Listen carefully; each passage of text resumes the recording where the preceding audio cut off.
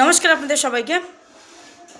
আমার সকল হিন্দু মা কাকিমাদেরকে বলছি, তোমরা হয়তো বুঝতে পারছো না, বিজেপি রাজনৈতিক এমন একটা দল, তোমরা বুঝতে পারছো না আমাদের হিন্দু ধর্মটাকে বেঁচে তারা খাচ্ছে।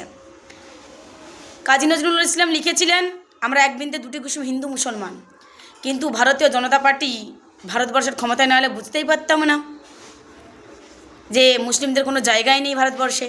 বুঝতেই পারতাম না যে কবি কাজী নজরুল ইসলাম ভুল ছিল, এই নরেন্দ্র মোদী ঠিক, এই নরেন্দ্র মোদীর সাপোর্টাররা ঠিক।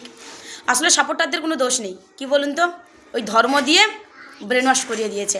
কিন্তু আমার বাপ কাকা জ্যাঠা সনাতন ধর্মের ভাই দাদারা যারা কথায় কথায় মুসলিমদের উপর অত্যাচার করছে, মারধর করছে, এই একটা ভিডিও দেখুন আপনারা, দেখুন এরকম চড় মারছে।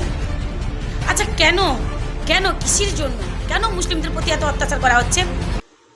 আমি শুধু একটা ডাক দিতে পারি সবাইকে, সেটা হচ্ছে আমার হিন্দু মুসলমান আদিবাসী জৈন খ্রিস্টান দলিত সবাইকে বলবো, হাতে হাত দিয়ে বিজেপির বিরুদ্ধে রুখে দাঁড়াও।